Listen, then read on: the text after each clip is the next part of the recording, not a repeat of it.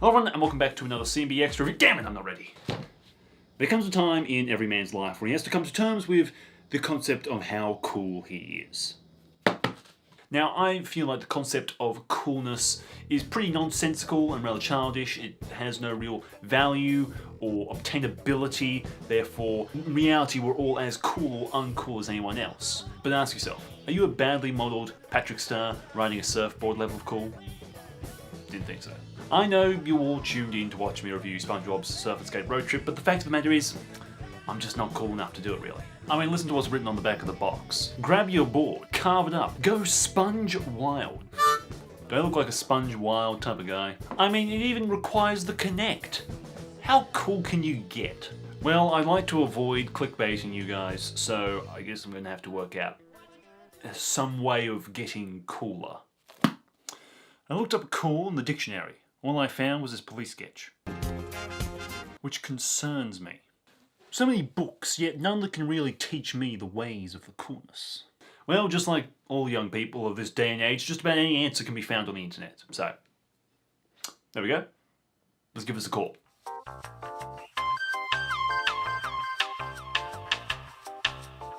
Alright, is this Cool Guys Enterprises? Why yes, welcome to Cool Guy Enterprises. My name is Zach, registered Cool Guy number 92 of our Cool Guy development process. How may I help you today? Hello. Well, you see, I'm in a bit of a... Pickle? Yes, I understand. You're trying to review a SpongeBob game that you simply aren't cool enough for, and now you need the assistance of Cool Guys Enterprises to aid you in gaining coolness at a faster than average pace so that you can avoid clickbaiting people with a review that so far hasn't actually reviewed the game. Does that sound about right? Well, that's very specific. So we'll be sending you a trial VHS of the How to Be Cool series, hosted by Leopold von Lichtenstein. That'll work, I suppose, yeah. Wonderful. Now, would you like to sign on to our monthly newsletter and weekly shipments of both bath salts and houseplants? Is this the same company? Would you like to fill out a survey on how you found this experience? No, I've kind of got to, Question number 1. In the instance of finding yourself in a dangerous situation, would you call Cool Guys Enterprises in order to get help, or would you try to get out of the dangerous situation yourself? Well, I didn't really want this, but we've got it now. Yeah, so Cool Guy VHS. I suppose I'll have to do... The next question is, how do I make it go? Can I plug it in? What do you think it would look like if, SpongeBob, was... The absorbent, yellow, and porous manifestation of the sins of his forefathers! Whoa, what do you mean that's weird? That's really not that weird. Wait, are you recording?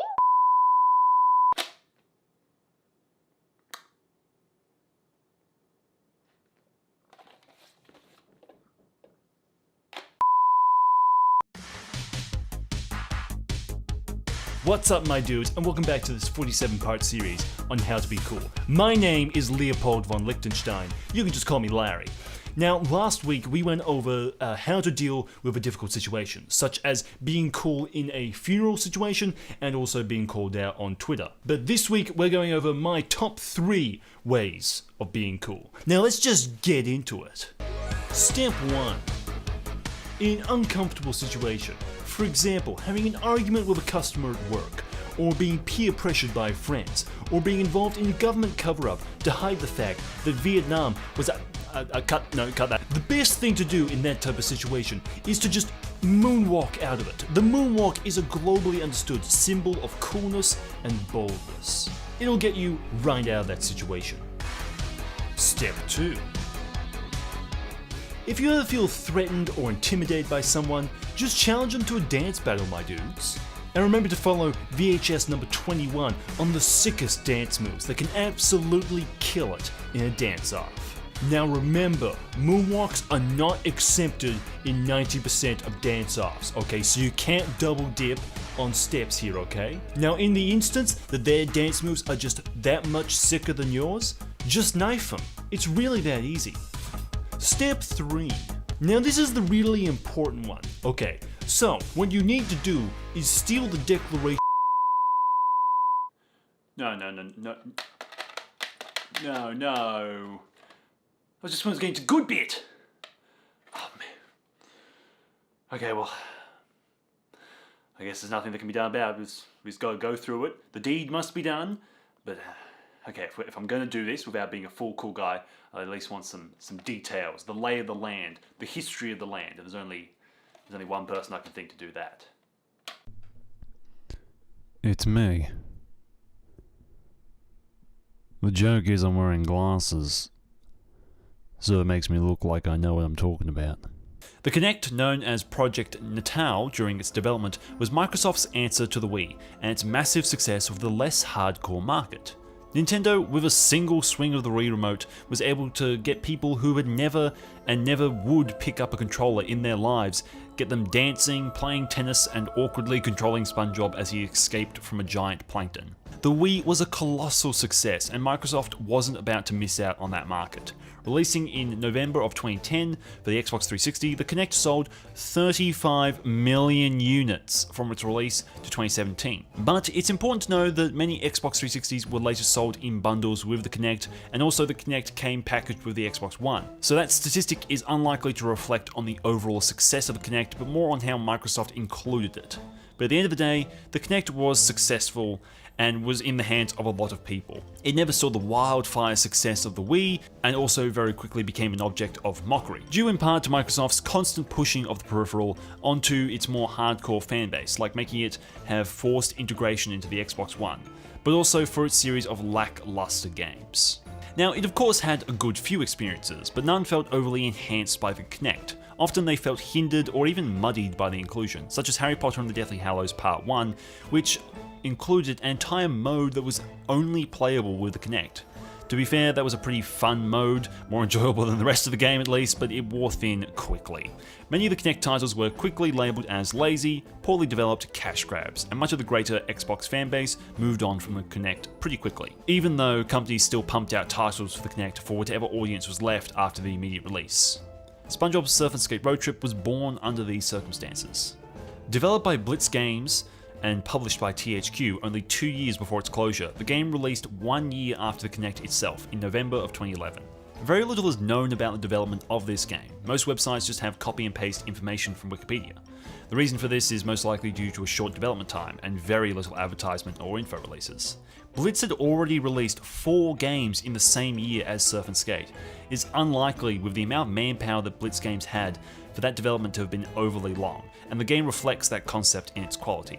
I wasn't able to find any hard data on how well the game sold, but taking into consideration how soon after THQ went under, and that this is also the second last proper game Blitz developed before it started making Wake Up Disney and Shrek alarms, it's unlikely the game was a huge success. The game received mixed reviews, like many Kinect games of its time. A 5 out of 10 was the most consistent score, and by many it was considered to be just a time sink for kids. Something to keep them busy for a few hours before they too eventually got bored. Common Sense Media stated that the game was fun but forgettable.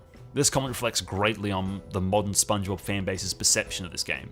Many either don't know it exists or only know a small amount of information or saw a trailer of it on YouTube. The game is, more so than nearly any other title under the SpongeBob IP, forgotten.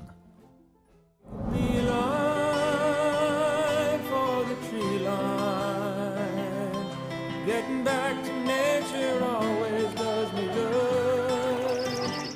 I'll make a beeline for the tree line. SpongeBob's Surf and Skate Roadtrip shows you just how much of a quality experience it is right from the get-go. You enjoy a wonderful PowerPoint presentation of SpongeBob and Patrick explaining the plots of some of the worst SpongeBob episodes ever made. And I really don't know how it's possible, but these games always try their hardest to make me question if any of these voice actors can actually act. Because I love these guys with all my heart, but this doesn't even sound like Patrick. Do I need to sit down too? No, Patrick. I was sure they had Clancy Browned Patrick for a minute there, but apparently not. But the carnival is closed.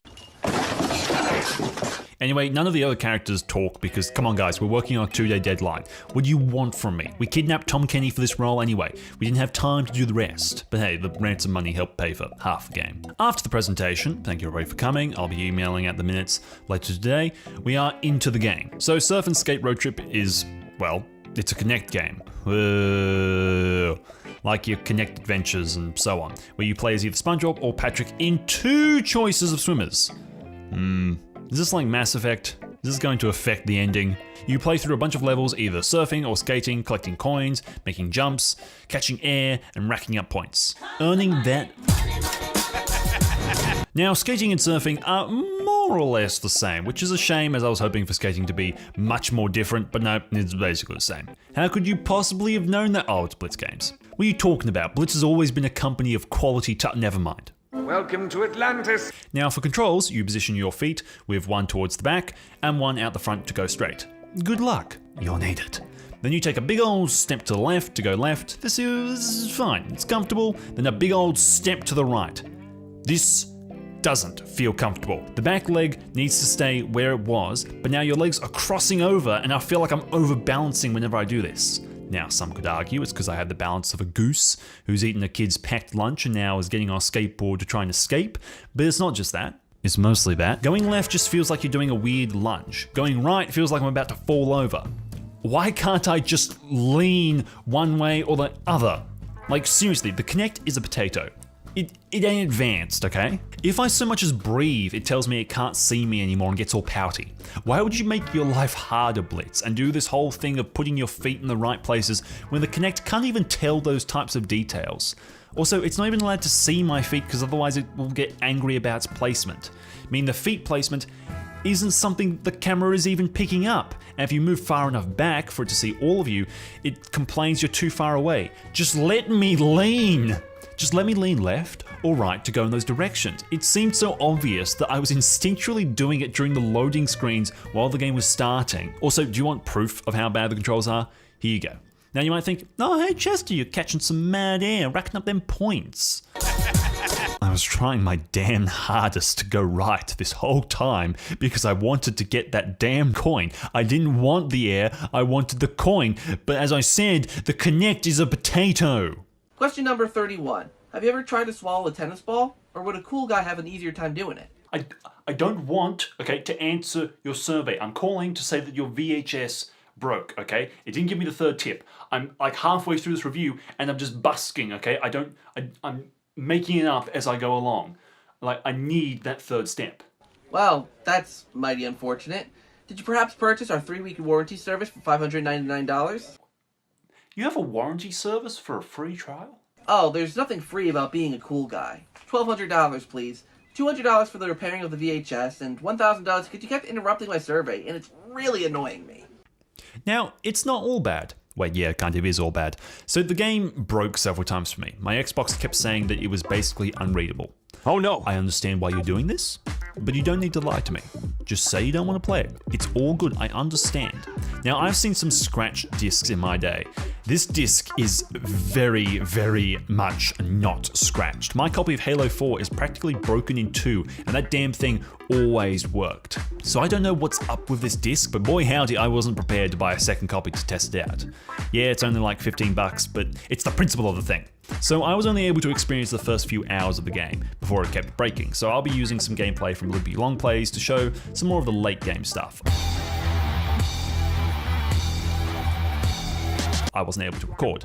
Now, there is the chance that at the end of the game, the part I wasn't able to play in this very short game, that the stars may have aligned and the game may have become somewhat better. It's definitely an argument, but I doubt it. So playing as either SpongeBob or Patrick doesn't affect gameplay at all. Once again, come on people, we're operating on a 2-day time frame to make this game. It makes me kind of question the point of having 2 playable characters in the story mode if the only difference is to hear the same 4 catchphrases repeated over and over. No time for scenery now! So yeah, they are the same, but you can pick from different boards that have slightly different stats, but it really doesn't change anything. It's more or less a model change with a 5% difference in speed or whatever.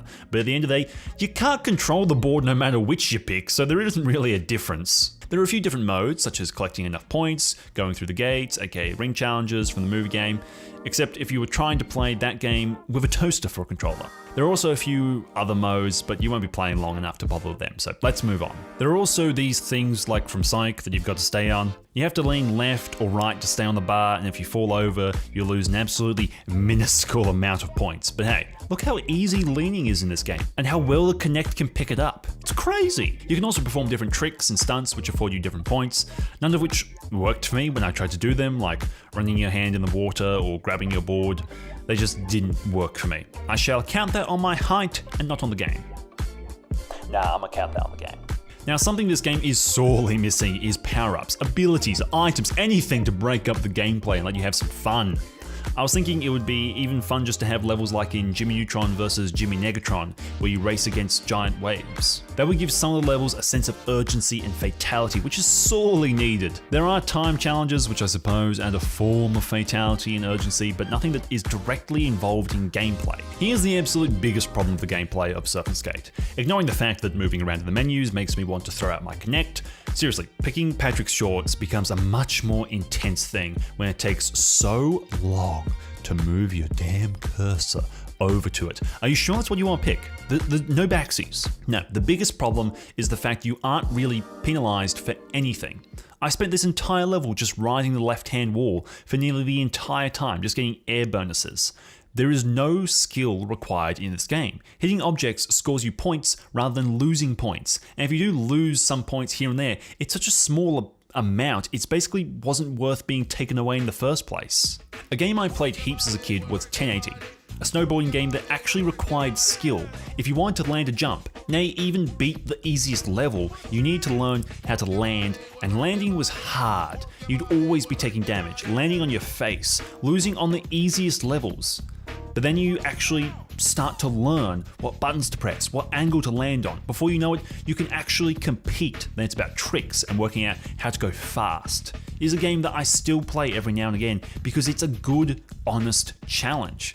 This game has broken controls, but I still managed to get nearly 3 stars by hugging a wall. I don't lose points, I don't hit stuff and get hurt, I don't have a health bar. It is literally a passive experience that you are forced to stand up for. The only challenge comes from the absolutely terrible controls that just removes your ability to react. The time trials, if my disc would ever let me play them, would be an absolute pain because you have so little control over how you move. Any trace of difficulty you encounter is not by design, it's because the game is broken. Now, about the visuals, actually, let's give this a go. Howdy, children. I'm Spixie, and I've been summoned from the void to come and talk about how a SpongeBob game looks. And oh boy, do you really want to know what I think? Absolutely positive? Alright, come here. Come a little bit closer. This game, it looks how plain oatmeal tastes. That's it. I genuinely cannot think of anything else to say about the visuals. They're not horrifically bad, so I can't point and be like, haha, look at how bad it is, everybody laugh. But they're not good either, so I can't praise them. The game looks barely passable and bland. It looks like a licensed game. It's uninteresting, generic, overly safe. It looks like something you could throw together using a bunch of free Unity assets. And nothing about this game gives me any sort of SpongeBob vibes. If you remove the SpongeBob characters and told me this is a level from Kinect Adventures, I would 100% believe you. It's just a bunch of generic, vaguely tropical themed rivers and streets. Everything looks so samey, I genuinely could not tell whether or not they were reusing the same 2 levels over and over. The visuals don't have any sort of unique style or flair to them either. I remember how the same company made levels for Creature from the Krusty Krab. So unique and memorable. Even years later, I can still remember how jacked up SpongeBob and Patrick looked in Diesel Dreaming, or how disgusting Alaskan Belly Trouble was, or the really cool comic book paper cutout style from the Patrick Man levels. Even Atlantis SquarePantis, which is a game I don't particularly like that much, I still remember it had its own unique little things to it, all while screaming, hey, this is a SpongeBob game. There is none of that here. I'm sure it's because of a very minimal budget and they didn't have any real time to work on the game, but it's just sad seeing this boring, forgettable scenery coming from Blitz Games, when 5 years earlier they managed to make something so unique and genuinely cool all the way back on the PS2 in 2006. And that's pretty much all I have to say about it. It's just bland, boring, and 5 minutes from now I'm not even going to remember how the game looked. Alrighty, and now I'm going to return to the darkness from whence I came. Goodbye! So the game doesn't look good.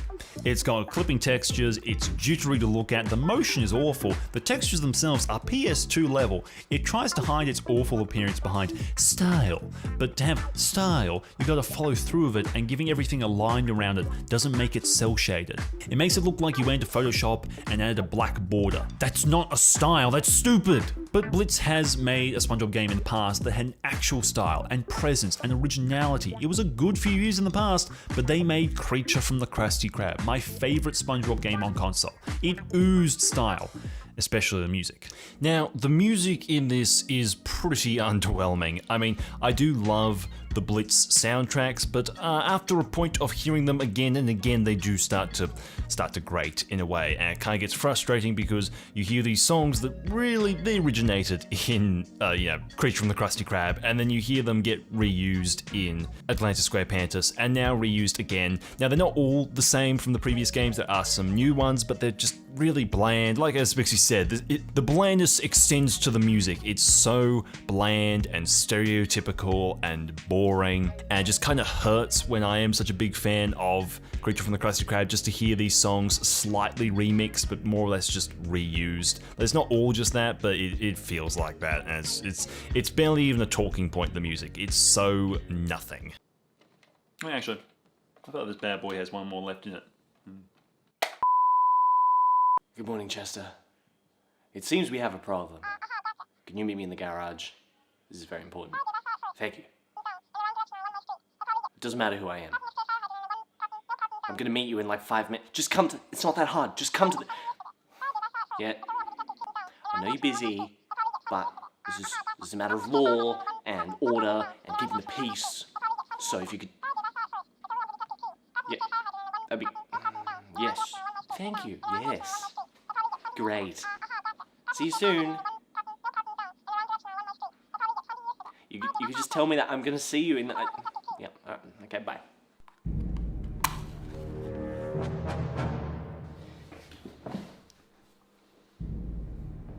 Hello. Thank you for joining me. I'm sorry to bother you. I know this is a great inconvenience. I'm sure you've got many things to do. But it's quite important, okay? So I just need to let you know. My name is Detective Josiah. I've been put in charge by the department to look into this company called Cool Guy Enterprises. Now I'm afraid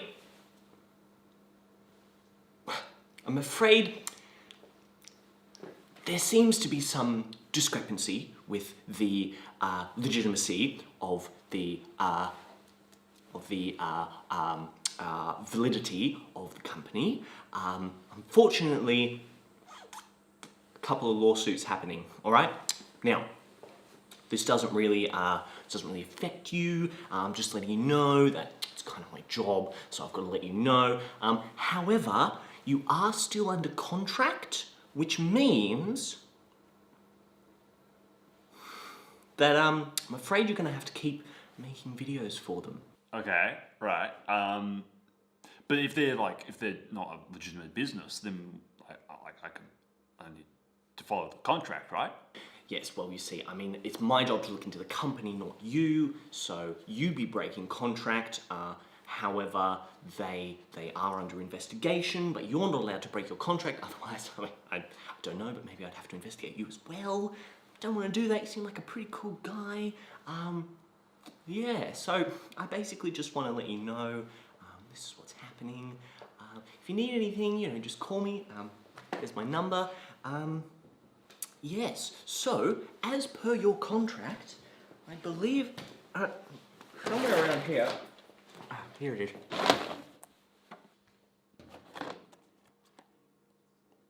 So what's the actual biggest problem with this game? Other than the terrible art style, the awful controls that don't function, the fact you aren't penalised for anything, so that you just become a zombie waiting for it to end, there's none of that. It's the fact that this game would be really fun. I'd have enjoyed it if I could play it with a controller, and the jumps and tricks required button combinations, and if you hit too much you'd have to restart. It's the fact that every time you play this game, you know it was created completely in crunch over only a few months for the sole purpose of riding a trend, with a DS version made in the back room because it was cheap and easy with a large install base of kids. Every part of this game screams cash grab and missed opportunity. Given us controller support, hell, even just released it on the Wii instead of the Kinect, this is a game that could have had an audience, players who enjoyed it, kids who loved it. Just give it a challenge, but no. We get this, which is the cheapest feeling game I've played in a long while. From how janky the cutscenes are, with none of the wider cast lending their voices. Yes, it has some voice acting, cough cough, Nickelodeon, kart races, but at least that game has working controls. This isn't enough to swing any opinions. It's a visual mess, a technical disaster, and a cash grab through and through. And what's upsetting the most out of all of this is that Blitz made my absolute favourite console SpongeBob game. But this is the bang that they fizzled out with for this IP. And that's a massive shame. It's a place of the imagination. Thank you everybody so much for watching the CMB Extra video. I'd like to give a massive thank you to Zach Pack for being my call center guy. And of course, a massive thank you to Spixie over at Spixie Cafe for her breakdown of the visual stuff, and also her amazing drawing of my cool guy and also the horror SpongeBob, which is now my favorite thing ever. I would like that on a t-shirt, thank you. Check them, their YouTube channels and their Twitters down in the description below. If you're in need of more CMB extra content, we do a weekly live stream here with me and my co-host BJ. We chat about a whole bunch of stuff, a bit like a podcast, but it's a fun time where you can throw in your opinions and we can all have a big discussion. But if you need more videos like these, there are two coming up in just a second on the end screen. One is a look back at the old Leapster SpongeBob educational games, and another is a retrospective on the main console SpongeBob games. Anyway, thanks everyone so much for watching. I'll see you in the next video. Bye-bye. Mwah!